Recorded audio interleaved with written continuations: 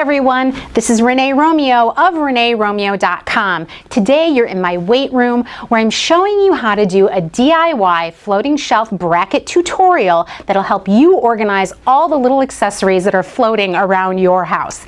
The great thing about this tutorial is that you're going to be able to make this floating shelf any size you'd like, so you don't have to rely on the traditional sizes that you find at your stores. And one of the problems with the floating shelves that I've found in the past is that they use these French cleats. So one section gets attached to the wall, the other section gets attached to the back of the shelf, and then they kind of slide over one another and lock in place. But anytime you have something that's really heavy being set on top of that shelf, it tends to come off level and tends to kind of float down a little bit as it's hanging off the wall. We're going to prevent this. It's going to be nice and sturdy. It's going to be really simple, and you're going to be able to support a lot of weight on this new shelf that we're about to build. You may recognize the shelf on the left as the old mantle on my fireplace from my whitewashing brick video in my previous home. And what I'm doing here is I'd like to take some of that traditional styling that I built into that mantle and actually apply it to the new shelf. So what I'm doing here is I'm taking a nice long level, I'm coming off the top surface of the existing shelf, and I'm just going to line this up and make a nice straight line along the wall. I'm going to go ahead and locate all of the studs behind the wall. I need to do this to make a nice secure connection so that I can put some weight on this and not have it sag over time. So all I'm going to do here, I'm using a stud finder like this. I'm just going to drag it along the wall and locate every single stud. I'm making this shelf 6 feet long by 8 inches deep. And let's go to the workroom and I'll show you what lumber I'm using and how easy this is to put together. I'm only using 3 types of wood for this project. So I have a 2x4 by 8 piece of pine. I have a 1x6 piece of composite wood that actually measures out to 11/16 of an inch thick. I also have some trim, and so this is just decorative. This is going to be applied after the fact. You can get any type you'd like, and mine just happens to be a little OG edge. This piece of pine is going to serve as the floating shelf bracket. It's going to be totally hidden. You'll never see it. But what I need to do at this point is to cut it to the right length. Now I can't cut it to the 6 feet that I need because I have finished wood that's going to go over the top of this. So that leaves me with 70 5/8 for a measurement. So I'm just going to go ahead and cut this nice and straight.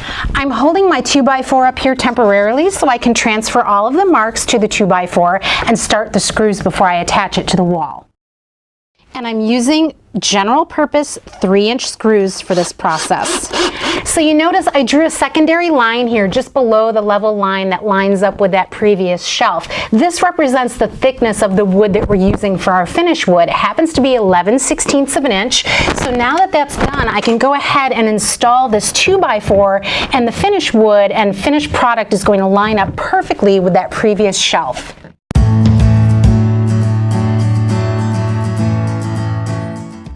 I've started out with an 8-foot 2x4, and I've taken the piece that I cut off and I just cut it into 4 3/4 inch pieces here, and all I'm doing is lining it up nice and even along the top. This is going to prevent further cantilevering, and I'm just attaching it with 2.5-inch screws to the existing board.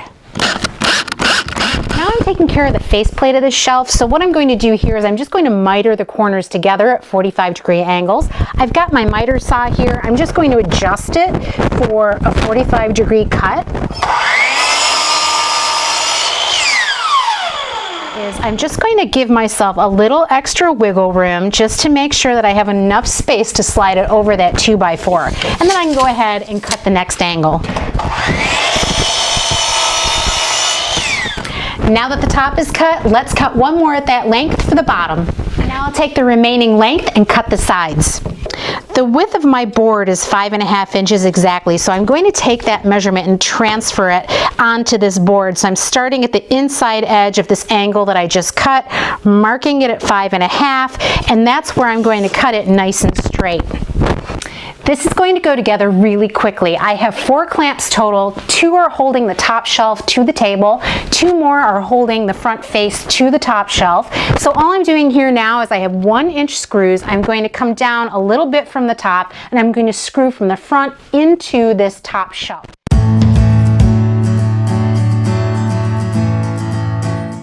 laying this face down on my work surface and I've got the angles here. So this is a really great way to line up all of these angles, and I could just kind of feel it with my fingers and go ahead and screw these in place. Now there's the bottom, and I'm just going to line this up. The floating shelf is essentially done at this point, and this hollow in the back is going to accommodate a 2x4, which is our method of attachment, which is hidden to the wall. So I'm going to flip this over, and really, if you wanted to leave it like this and leave it nice and clean, you could use nails instead of screws here. You could just putty over them and you'd be pretty much ready to go. But in my case, I would like a more traditional look. I'm going to attach some decorative trim, both top and bottom. It'll cover over these screw holes really nicely. Now I'm applying some construction adhesive to the bottom edge of the floating shelf.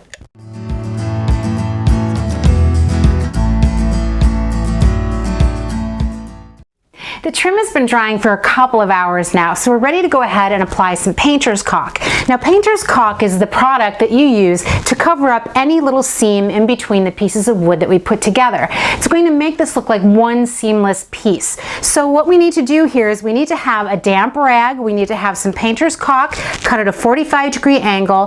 The tube has been pierced, so all I'm going to do at this point is go ahead and apply it in all of these little crevices. So you can see I'm applying the caulk to all of the seams. Now the seams are easy to cover up with your finger just like this. Here I have this little silicone tool. I'm going to use this across the top of the surface here because it's a large area that I'd like to fill in.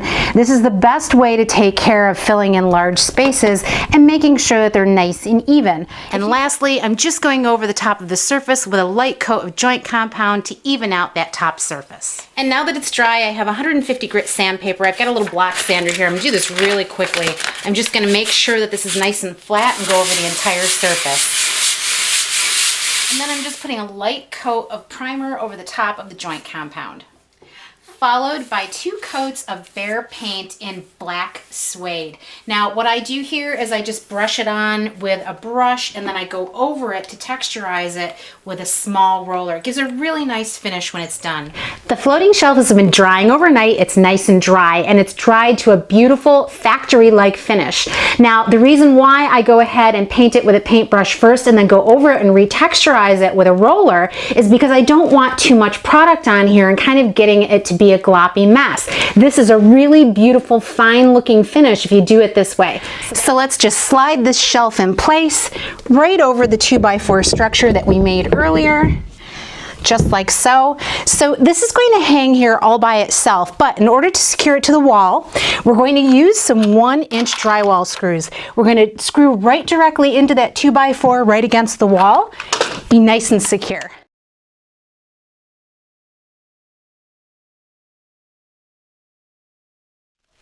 And then I'm just touching up the top of the screw heads so that you won't see them. Well, here's the shelf all finished. Not only is it beautiful, but it's really nice and strong. So it's going to hold up to any collection you want to put on top of it. In my case, my dad is a world champion powerlifter, so we're organizing all of his trophies and medals and certificates and making it really look like a beautiful, cohesive statement. And not only that, it's not taking up anything visually that's going to detract from what you're placing on top of it. So if you have struggles like this in your life too, this is a real quick, easy way to organize all your mess and get it to look really, really great in the process. If you enjoyed watching this project, please go to my website and look up my construction playlist. You'll find other projects just like this that'll help you organize your life too. This is Renee Romeo. Thank you so much for watching, and if you did enjoy it, please like, share, subscribe, and follow. I would so appreciate it.